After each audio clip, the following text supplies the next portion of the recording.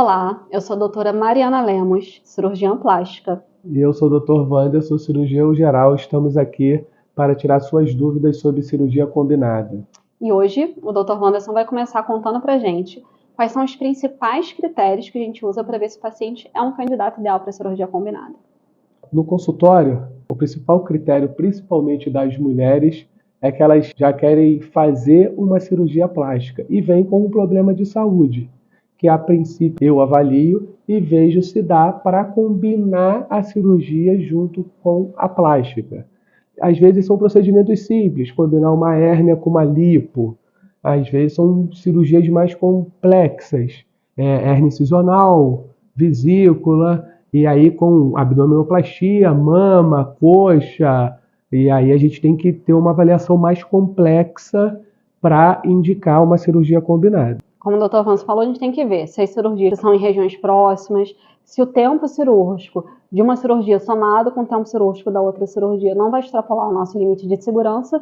E, além disso, a gente vai avaliar os critérios individuais de saúde de cada paciente, começando pela idade, doenças pré-existentes, que a gente chama de comorbidades, os exames pré-operatórios para saber se está tudo ok, o risco cirúrgico, se está liberado com alguma restrição. Então, a gente vai juntar todas essas informações para poder traçar o melhor planejamento de cirurgia combinada ou não para aquela paciente, individualizando cada tratamento. Claro que quando tem alguma indicação da cirurgia geral, a gente tem que avaliar o quanto da cirurgia plástica que a gente pode avançar. E às vezes, se você quiser fazer uma outra cirurgia, a gente combina algumas cirurgias e você programa outras cirurgias depois desse procedimento. O que a gente sempre pensa é avaliar as cirurgias que a gente pode fazer, como é que está o quadro de saúde do paciente e deixar a segurança do procedimento acima de tudo. A segurança é em primeiro lugar. Então, como o Dr. Wanderson falou, em muitos casos, a gente até consegue fazer a cirurgia combinada, mas a gente não consegue fazer tudo que o paciente quer de uma vez só. Então, muitas vezes, a gente precisa dividir em 2 procedimentos. A gente vai marcar uma primeira cirurgia para resolver, por exemplo, uma abdominoplastia com a hérnia ou com a vesícula num segundo momento. A gente vai marcar uma mamoplastia com uma lipo de dorso. Então, a gente vai individualizando e vendo as possibilidades de cada um. Uma indicação muito comum é quando o paciente de pós-bariátrica chega a indicação de eu mandar para cirurgia plástica. Então, na maioria das vezes, é quando ele para de emagrecer, que isso ocorre por volta de 1 ano e 6 meses de pós-operatório. Um outro critério que eu utilizo para os pacientes que já entram no IMC para cirurgia plástica, que é o IMC do sobrepeso, entre 25 e 30 de IMC, com 1 ano de cirurgia, eu peço para o paciente ganhar massa magra. Então, eu preciso da avaliação da bioimpedância.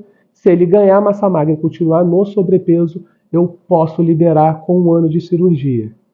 E aí, por quê? Porque a gente diminui muito o risco desse paciente e o resultado da cirurgia plástica vai ser muito bom, porque todo o excesso de peso dele já foi perdido e aí ele tem aquele excesso de pele que vai ser todo retirado na cirurgia plástica.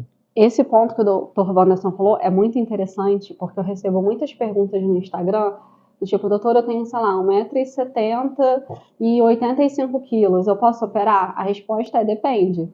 Às vezes, seu IMC não está dentro da faixa que a gente considera perfeita, mas é o que ele falou, se tiver com uma bioimpedância, com um percentual de gordura relativamente baixo, uma massa muscular alta, o número isolado do peso não quer dizer nada em relação à altura. Então, a gente faz uma avaliação em conjunto. Se eu pegar 3 pacientes com a mesma altura e com o mesmo peso, elas podem ter um perfil de composição corporal completamente diferente e vão ter resultados de cirurgia completamente diferentes. Então, a gente avalia isso através da bioimpedância. Outro ponto importante para não colocar todo mundo no mesmo resultado de IMC, que é o de sobrepeso, a paciente que a gente também opera na superobesidade com IMC acima de 55, 60, que claro que eles dificilmente chegarão ao IMC de sobrepeso. Então a gente tem que avaliar individualmente para ver a liberação da cirurgia mesmo com IMC acima de 30. Para esses pacientes superobesos, é comum eles chegarem para a gente no consultório de cirurgia plástica com IMC ainda na faixa dos 30, 32, às vezes até 35 de IMC. E nesses casos, a gente vai ter que fazer cirurgia plástica porque a cirurgia plástica vai ter benefício para aquele paciente. Vai ser uma cirurgia que a gente chama muitas vezes de cirurgia higiênica.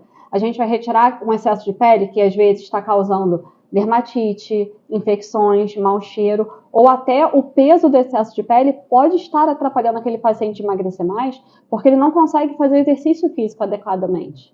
Então, reforçando aqui o tempo todo que eu falo, a importância da consulta médica e da avaliação individualizada de cada paciente.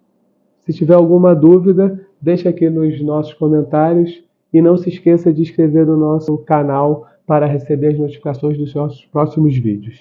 Até breve.